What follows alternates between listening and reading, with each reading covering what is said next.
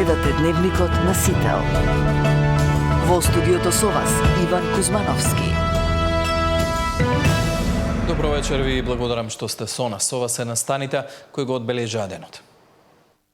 Комунална хигиена пред нова блокада. Додека градот и управниот одбор различно го толкуваат законот, нафта има уште за денеска. Без нов директор нема кој да потпише набавка. Касами тврди дека погрешно бил протолкуван. Вреди не стои зад дехари. ВМРО-ДПМН повикува на обединување наместо на етнички поделби. 47 дојави за бомби во училишта во Куманово и Скопје. МВР потврди дека пријавите биле лажни. Вирусите ги полнат ординациите. Институтот за јавно здравје бележи 77% повеќе болни од грип во споредба со истиот период лани. Примирието во Газа не е загрозено, тврди Трамп. Хамас и Израел меѓусебно се обвинуваат за новите напади.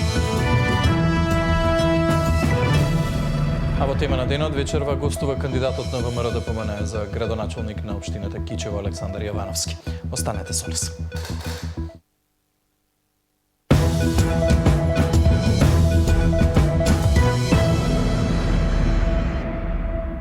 Оставката на осомничениот директор на комунална хигиена, кој заврши во притвор, отвора можност за нова блокада на јавното предпријатие. Градоначалничката и управниот одбор различно го толкуваат законот, а без именување на нов директор нема кој да набави нафта за камионите. До кога може да работат екипите на терен и дали постои решение, денеска провери Мартин Арсов. Комунална хигиена остана без директор, откако Рустеми си поднесе оставка од морални причини по распитот во кривичниот суд. Нејасно е кој ќе го води предпријатието сега, затоа што Арсовска не сака да назначи нов директор. Скопската градоначалничка испрати соопштение во кое вели дека треба да го прашаме Мицкоски за тоа како ќе функционира комунална хигиена, бидејќи тој го направил овој хаос. Го повикуваме премиерот Мицкоски, кој има своја председателка на управниот одбор од ВМРО, која воедно е осуден криминалец за 2 кривични дела во 2006 и 2022 година. Да го повика управниот одбор на комунална хигиена Скопје, согласно член 24а, став 2 од Законот за јавни предпријатија, да донесе одлука за разрешување на директорот и согласно став 3 од истиот член да именува вршител на должност на предпријатието. Мицкоски го тероризира градот со своето режимско и диктаторско владење преку својот управен одбор, злоупотребувајќи ги институциите и полицијата да се страф и да врши репресија пред избори, пишува таа. Членот од законот на кој се повикува Арсовска е општ и вели до изборот на нов директор. Управниот одбор, односно градоначалникот на градот Скопје, во рок од 5 дена именува вршител на должноста директор. Но статутот на комунална хигиена прецизира во случај на престанок на мандатот на директорот, по кој било основ, до именување на нов директор, градоначалникот именува вршител на должност директор. Ова значи дека само Арсовска може да назначи нов директор. Од управниот одбор пак велат дека немаа добиено ниту известување од градот, дека Рустеми ја доставило ставката до Арсовска. Од владата за Сител велат дека евентуална негрижа, намерна обструкција или неисполнување на обврските повлекува соодветна институционална и правна одговорност. Владата внимателно ги следи состојбите и нема да дозволи самоволие, некомпетентност или едноумие да го попречи функционирањето на јавните служби, ниту пак да се загрози јавниот интерес и безбедноста на граѓаните во Скопје. Во случај на институционален застој, владата има законски механизми да постапи согласно своите надлежности, со единствена цел да се обезбеди нормално, законито и ефикасно функционирање на предпријатието и да се спречи било каков ризик по здравјето на граѓаните, ни рекоа од владата. Извори за Сител од комунална велат дека и тие камиони што им се останати нема да може да возат и да собираат ѓубре, оти нафта имаат само уште за денеска. Иако нема нов директор, ќе нема кој да спроведе нова набавка. Ќе нема кој да потпише ниту вработените да земат плата за овој месец. А според информациите од Суткос, плата за септември се уште нема ниту во Паркови и Зеленило, ниту во Дрисла. Инаку директорот на комунална, заедно со управител во истото предпријатие, вчера добија по 30 дена притвор. Според обвинителството, двајцата не ја извршувале својата основна работа, редовно собирање и транспортирање на ѓубрето во Скопје, со што може да се предизвика ширење на зарази. Им се заканува казна од 1 до 10 години затвор. Мартин Арсов, Сител телевизија. СВР Скопје до јавното обвинителство поднесе кривична пријава против поранешен директор на Агенцијата за храна и ветеринарство поради сомнение за сторено кривично дело проневера во службата. Пријава заработија и поранешен заменик директор и 5 мина вработени во агенцијата поради сомнение за сторено кривично дело помагање при вршење проневера во службата. Со незаконска исплата на дневници за патување во странство, поранешниот директор се сомничи дека се стекнал со корист од 62.530 денари. ЗА во својство на директор на Агенцијата за храна и ветеринарство во периодот од 2017 до 2020 година во повеќе наврати со намера противправно да прибави за себе парични средства кои му биле доверени во службата за службени патувања во странство на кои истиот присуствувал, примал дневници во висина од 50%, иако согласно уредба за изменување на уредбата за издатоците на службени патувања и службени патувања во странство, требало да прими само 20%, бидејќи трошоците за сместување и исхрана не паѓале на товар на институцијата.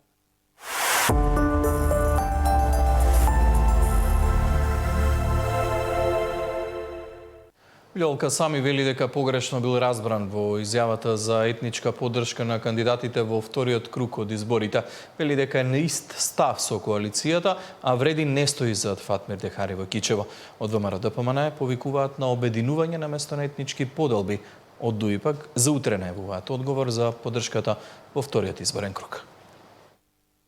Појавните пораки од председателот на ВМРО-ДПМН е да прекинат етничките поделби и остварената средба со Мицкоски, кандидатот на вреди за градоначалник на Титово Билјал Касами ја менува реториката. Изјавата во која јасно даде до знаење дека очекува и ветува взаемна поддршка со ДУИ во Кичево, Долнен и Бравеница за кандидатите албанци, сега вели била извадена од контекст. Реакцијата на Мицкоски вели не ја гледал како опомена. Првично не сметам дека имало каква било опомена. Мора да го земеме предвид контекстот, местото и медиумот во кој е дадена изјавата.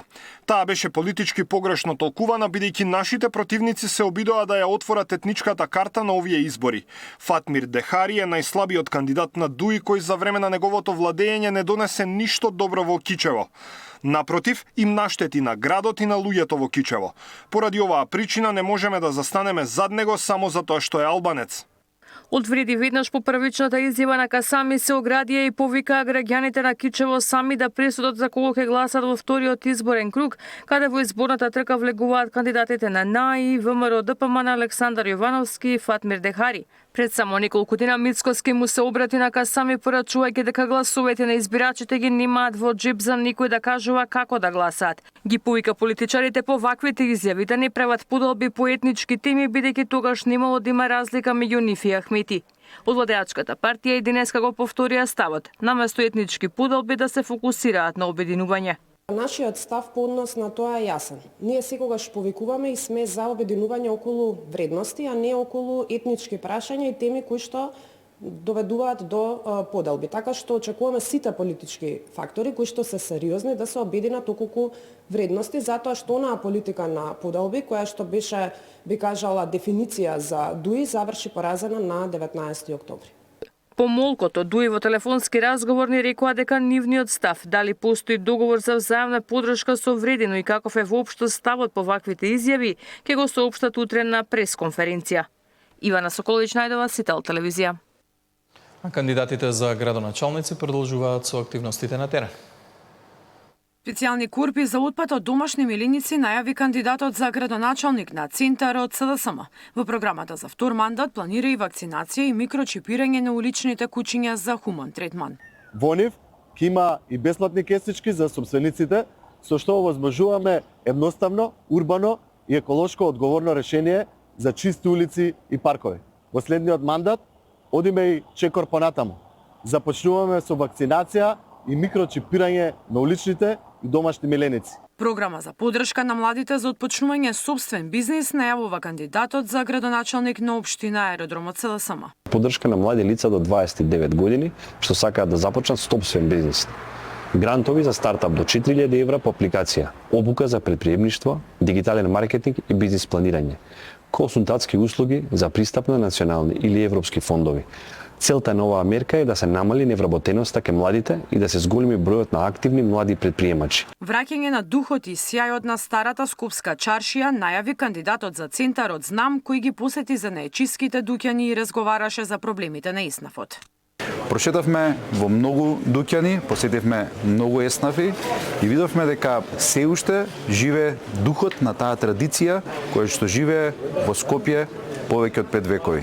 Ќе бидеме поддршката на развојот на еснафот во нашата држава, бидејќи само така можеме да ја задржиме таа традиција и тие традиционални вредности. Родителите ќе бидат ослободени од сите трошоци за учениците, бесплатни униформи и ваучери за електронска опрема за студентите, најавува кандидатот за градоначалник на општина Карпош од ВМРО ДПМН. Ќе доделиме 6000 денари за секое запишано првооделенче во Карпош.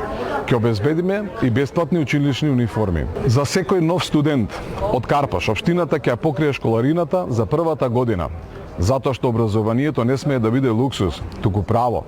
Сите млади до 30 години кои ќе имаат идеја, вештина, знаење да регистрираат стартап во Карпош, ќе добијат 2000 евра поддршка. Во главниот град во трката за градоначалници влегува кандидати од 4 општини: Аеродром, Центар, Карпош, Шуто, Оризари и кандидатите за град Скопје.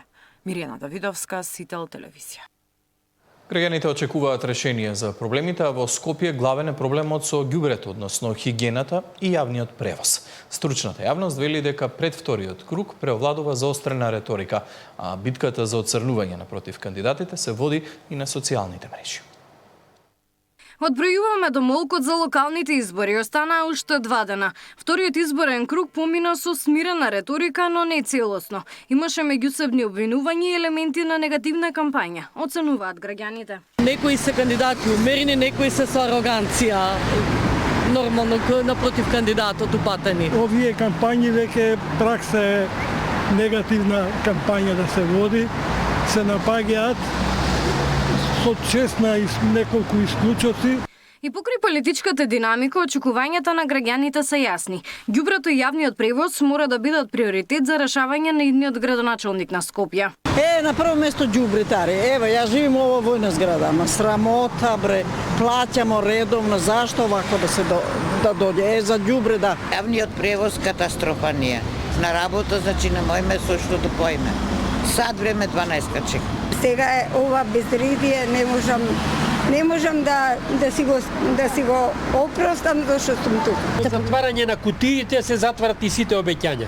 Во вториот круг доминира заострената реторика, оценуваат експертите. Во кампањите наместо конкретни проекти има меѓусебно напаѓање на политичките против кандидати. Може би имавме некоја посмирена политичка кампања, потолерантна, пред првиот круг на локалните избори, а сега веќе падна нивото. Нивото на политичката толеранција е особено ниска. Се централизира кампањата околу изборот на градоначалник во Скопје. Значи се запостави она локално делување и на кампањското ниво. И тоа е една доста не добра ситуација, затоа што на тој начин се смени курсот. Професорката додава дека и социјалните мрежи станаа плодна почва за меѓусебни обвинувања. Целата валканост е пред се на социјалните мрежи, гледаме како тоа се дисперзира, како тоа го водат главните актери во таа политичка битка за избор на градоначалник на Скопје. И тоа е нешто што не е пожелно, особено во вакви високо исполитизирани општества. Вториот круг на локални избори ќе се одржи внедела. По втор пат за избор на градоначалник ќе се гласа во 33 општини. Габриела Лискова, Сител телевизија. Откако Државната изборна комисија ги објави конечните резултати за избор на градоначалник во 44 општини, денеска се случи примопредавањето на функциите таму каде што има нов градоначалник. Тоа се вкупно 14. Согласно резултатите од првиот изборен круг, во 30 општини градоначалниците остануваат исти. Дури 30 од вкупно 44 градоначалници кои добија мандат по првиот изборен круг и досега ја вршеа градоначалничката функција. Еден од нив е Штипскиот, кој денеска и официјално стана првиот кој по втор пат ке седи во градоначалничката фотелја. Ветува многу работа, ветува нови модерни булевари, нови зелени површини. По првиот изборен круг вкупно 9 општини добија градоначалници од друга политичка партија. Вреди му зема 4 општини на ДУИ, а интегративците една на СДСМ. 4 општини од СДСМ превзема и ВМРО-ДПМН. По историскиот пресврт во Струмица од денеска промена на власта и во Делчево. Честито Иван, да живи, за сила да работиш и дупло повеќе проекти да направиш од него. Живи здрави. Нови избори партиите ретко се решаваа во општина каде што веќе имаат власт да кандидираат ново име. По првиот круг СДСМ го смени својот кадар во Кривогаштани, а ВМРО-ДПМН на ваков чекор се реши во Киселавода, Сопиште и Прилеп. Очекувајте многу работа во интерес на сите. Меѓу победниците во првиот круг тројца беа пратеници, а Изет Меджити подпредседател на владата. За нив процедурата за промени во собранието ќе почне идната недела. Александар Спасовски, Сител телевизија. Во тема на денот колегата Марија Николовски разговара со кандидатот на ВМРО-ДПМН за градоначалник на општината Кичево Александар Јовановски. Добро вечер. На финалето сме некаде пред овие локални избори. Морам да признам дека од кандидатите кои што кружеа низ овие изборна кампања, некако вие имате некој и позитивно изненадувачки момент, не за друго Кичево, кога го земеме моментот на изминативе локални избори и оние први локални кога се водеше битката па се носе автобуси со авиони за освојување етнички, некако денеска кичевчани како од прв пат да не гласаат по етничка линија. Видете, во однос на автобусите што спомнавте, го вкусив јас во 2021, нели, втор пат сум кандидат за градоначалник и тогаш реално покажавме одличен резултат. За жал, за многу мала разлика ги изгубивме изборите и тогаш. Меѓутоа морам да нагласам, ние немаме проблем со оние што доаѓаат со автобуси или авиони, како што спомнав. Проблемот е што треба да препознаат за кого сакаат да гласаат. Дали ќе гласаат етнички или ќе гласаат за еден кандидат кој реално ќе го води градот во подобра иднина.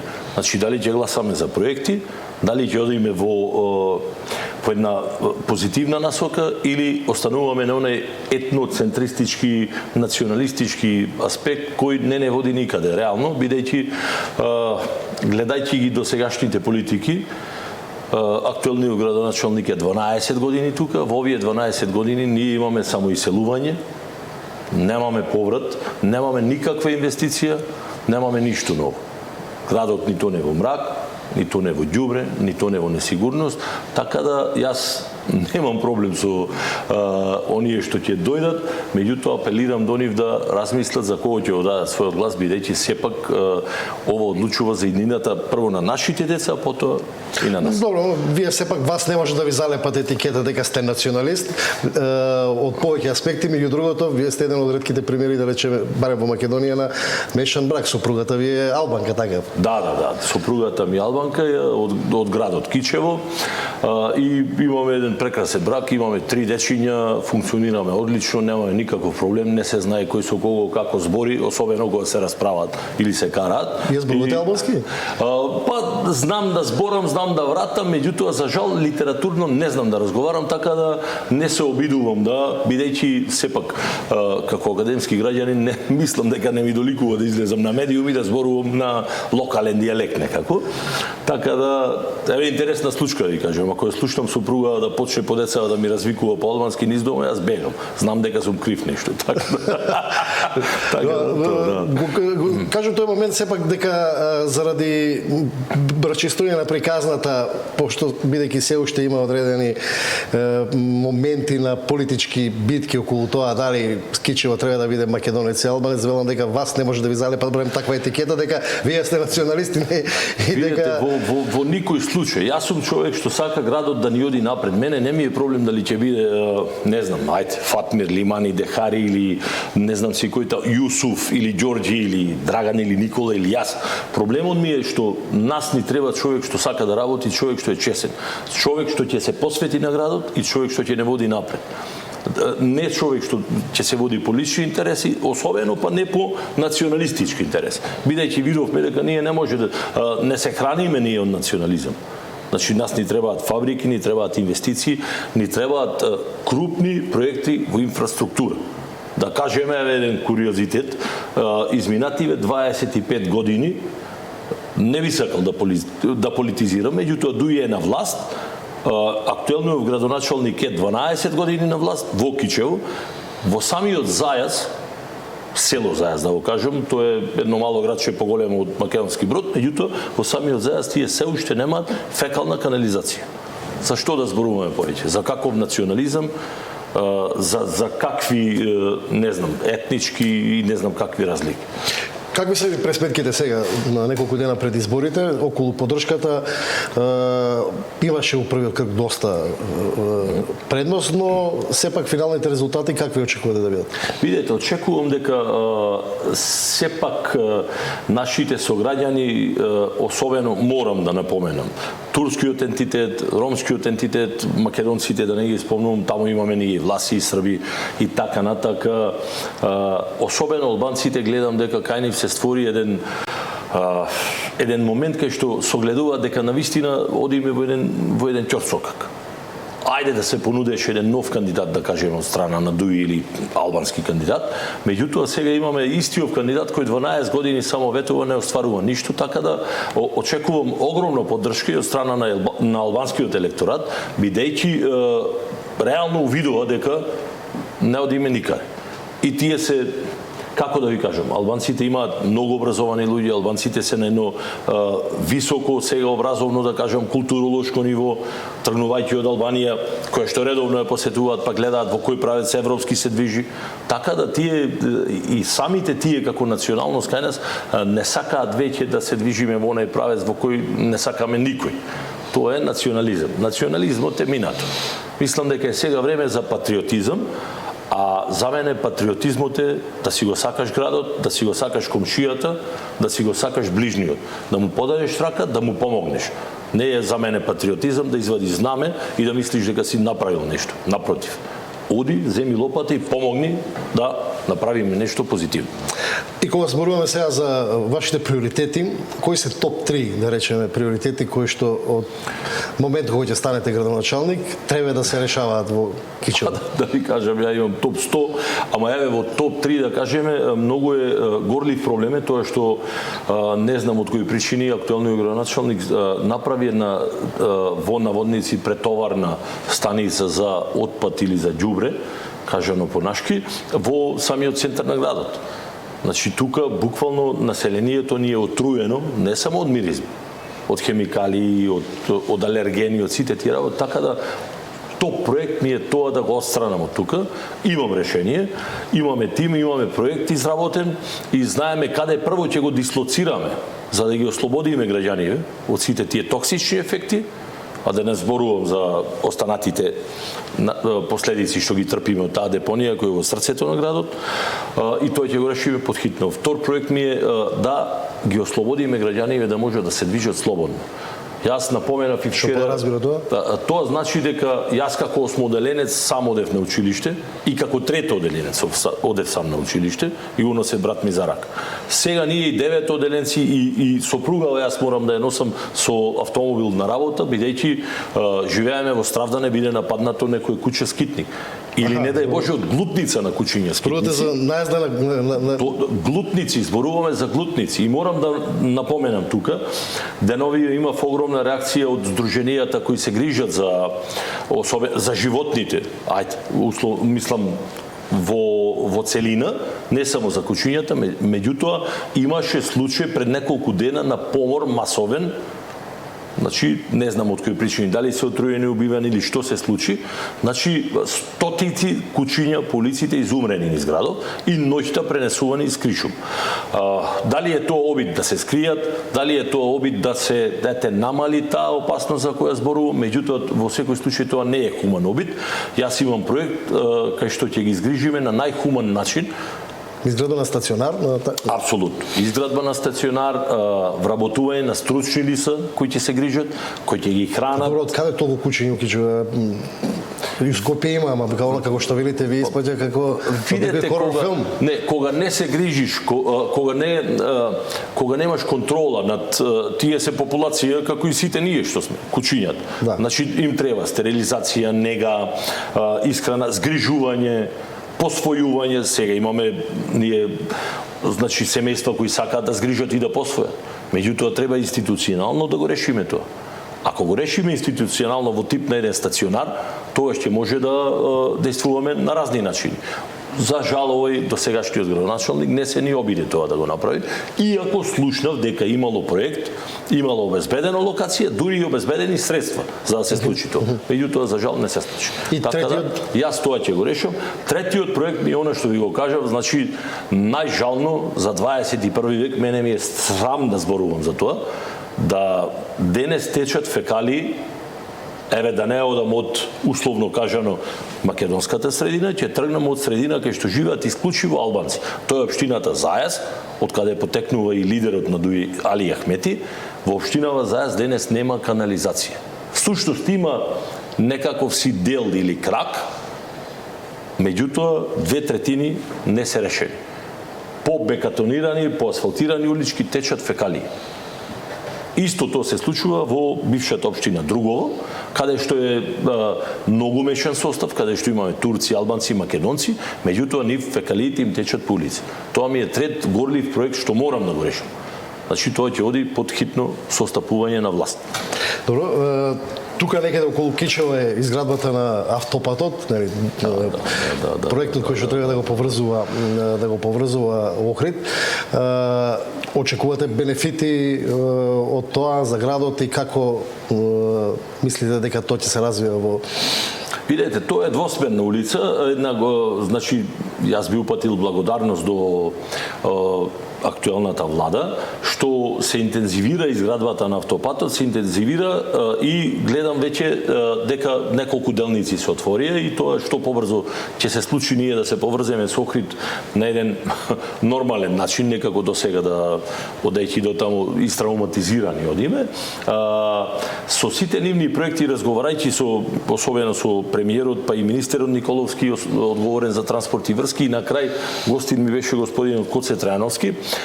Ние се најдуваме во една состојба на раскрсница. Значи Кичево ќе биде и е реално, меѓутоа до сега бидејќи во недостаток на реални на убави патишта, на добра инфраструктура, бевме како една слепа точка. Сега стануваме буквално крстосница помеѓу Македонски Брод и Прилеп, Битола, Охрид и Гостивар. И останува поврзувањето со, ако е можно, преку... Па преку Букојчани и Гостивар за Скопје, новиот автопат. Мислев према Дебар и албанската граница. Да, тој проект е...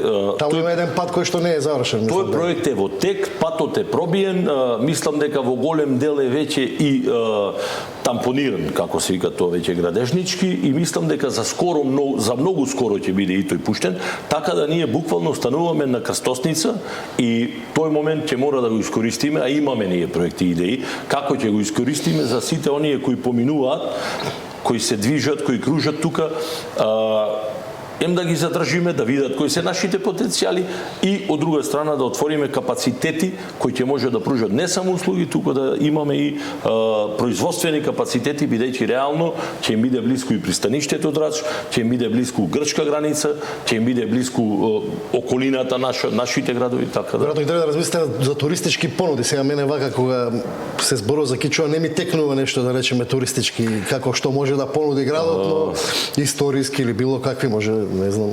Па те од историски аспект јас би ви кажал дека на пример првото училиште на македонски јазик уште во 43-та година е отворено во селото Подвиз во Кичево, во многу на 6 километри од градот, така да тука се манастирските комплекси неколку. Остварене да имаме проект за ревитализација кај што ќе може да го користат не само нашите ученици, туку ученици од целата држава да доаѓаат на една ученичка, како би рекол, образовна екскурзија, да го посетат и да видат од каде потекнува нашето прво училиште на литературен македонски јазик.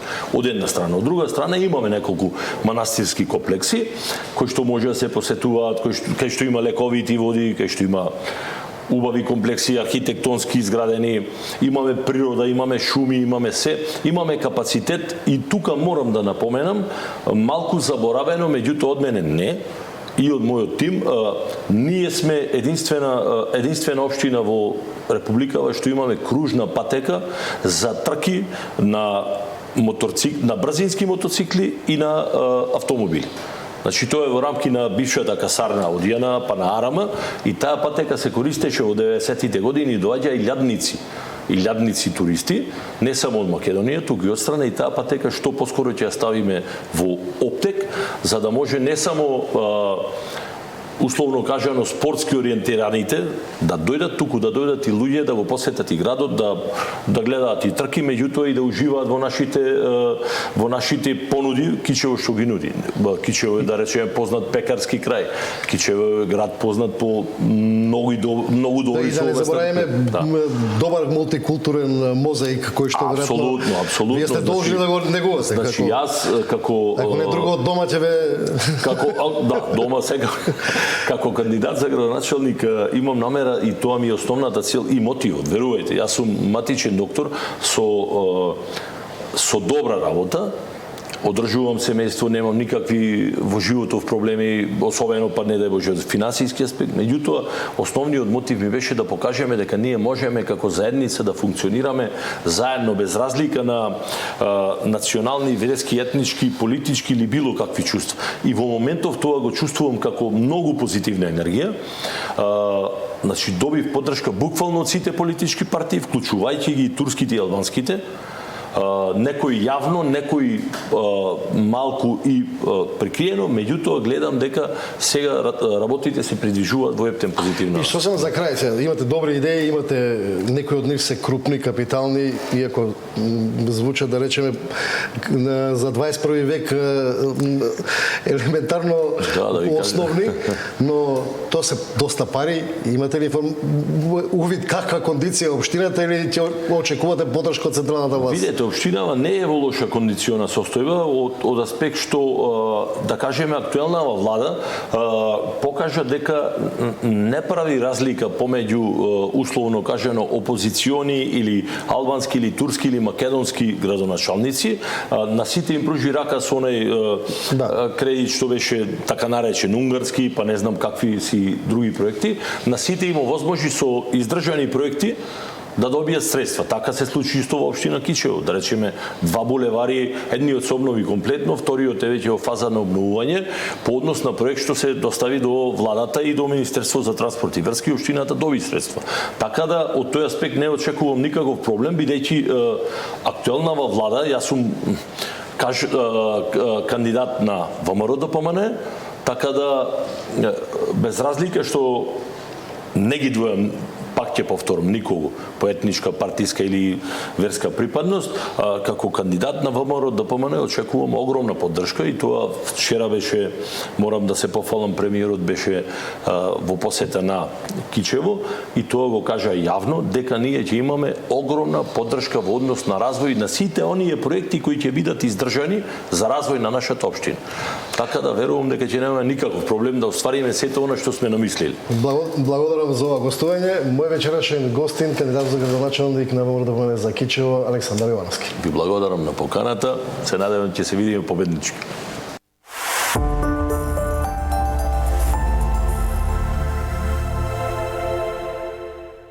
А Администрацијата на американскиот председател Доналд Трамп ги укина санкциите против поранешниот председател на Република Српска Милорад Додик. Од списокот на санкционирани се отстранети и имињата на неговата најблиска соработничка Желка Цвијановиќ, членка на председателството на Босна, како и неговиот син Игор и ќерката Горица. Потоа председателот на парламентот на Република Српска Ненад Стевандиќ, како и голем број актуелни и поранешни функционери во ентитетските и владините тела на Босна и Херцеговина. Причините за укинувањето на санкциите не се наведени во одлуката, која следи откако Додик го прифати неговото разрешување од функцијата председател на Република Српска и повлекувањето на законот што парламентот на ентитетот го донесе во декември минатата година, а чија цел беше да го блокира действувањето на судските и полициските органи на Босна и Херцеговина.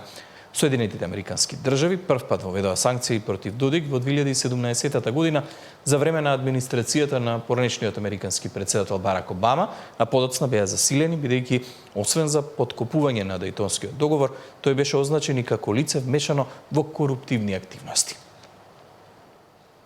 По приложение благовести од светот.